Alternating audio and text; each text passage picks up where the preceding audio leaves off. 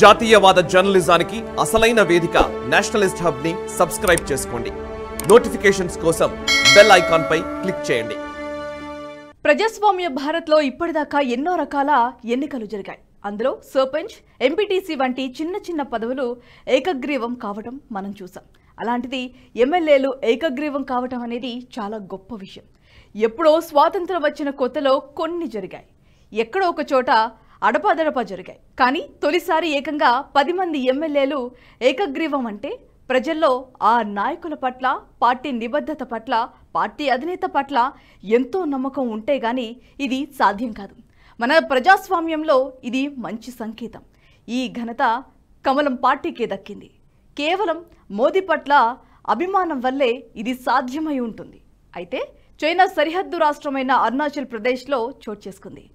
Schedule ప్రకారం ఎన్నికల తేదీకి వారాల ముందే అరుణాచల్ ప్రదేశ్లో బీజేపీ 10 అసెంబ్లీ స్థానాలను గెలుచుకుందని ముఖ్యమంత్రి పేమా ఖండు ప్రకటించారు.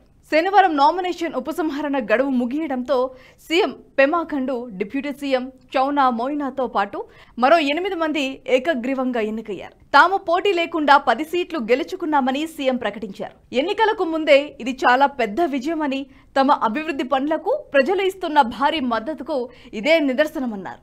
ప్రజలు మమ్మల్ని కొనసాగించాలని కోరుకుంటున్నారని, తమ ప్రభుత్వం ఏర్పాటు ఖాయమని ప్రకటించారు. అలాగే 2 లోక్సభ స్థానాలను కూడా భారీ మెజారిటీతో గెలుచుకుంటామని సీఎం ఖండు అన్నారు. ఈ సందర్భంగా అరుణాచల్ ప్రదేశ్ రాజధాని ఈటానగర్లో బీజేపీ మద్దతుదారులు బాణసంచ పేల్చి సంబరాలు జరుపుకున్నారు.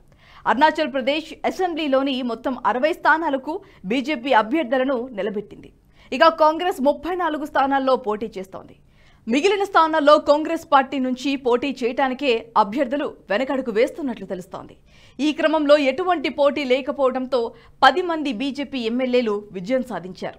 అయితే అరుణాచల్ ప్రదేశ్లో ఏప్రిల్ 19న అసెంబ్లీ ఎన్నికలు జరగనున్నాయి. ఎన్నికల ఫలితాలు జూన్ 2న విడుదల కానుండగా అధికార బీజేపీకి మరో 21 ఎమ్మెల్యేలు గెలిస్తే మళ్లీ అధికారం వస్తుంది.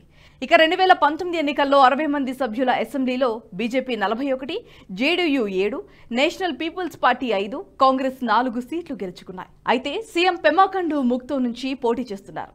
ఇక్కడ తన తండ్రి మాజీ ముఖ్యమంత్రి దోర్జీ ఖండు మరణం తర్వాత కాంగ్రెస్ నుంచి 2011 ఉప ఎన్నికల్లో ఏకగ్రీవంగా ఎన్నికయ్యారు. ఇక 2014లో కూడా ఆయన మళ్లీ కాంగ్రెస్ టికెట్ పై పోటీ చేయకుండా గెలుపొందారు. అయితే ఖండు 2016లో బీజేపీలో చేరారు. ఇక 2019 ఎన్నికల్లో మాత్రం కాంగ్రెస్ అభ్యర్థిపై 71% ఓట్లతో ఘన విజయం సాధించారు.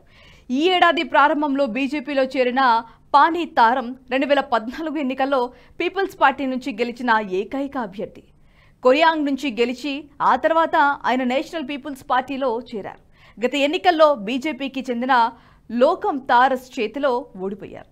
ఇప్పుడు ఆయన ఎన్నిక కొరియాంగ్లో ఏకగ్రీవమైంది. ఈ వీడియో మీకు నచ్చినట్టయితే లైక్ చేయండి, 10 మందికి షేర్ చేయండి. అలాగే కామెంట్ల రూపంలో మీ అభిప్రాయాలను మాతో పంచుకోండి. Nationalist hub group of channels ను సబ్స్క్రైబ్ చేసుకుని తెలుగునాట జాతీయవాద జర్నలిజాన్ని ప్రోత్సహించండి. ఈ వీడియో కింద ఉన్న బెల్ ఐకాన్ పై క్లిక్ చేయడం మర్చిపోవద్దు.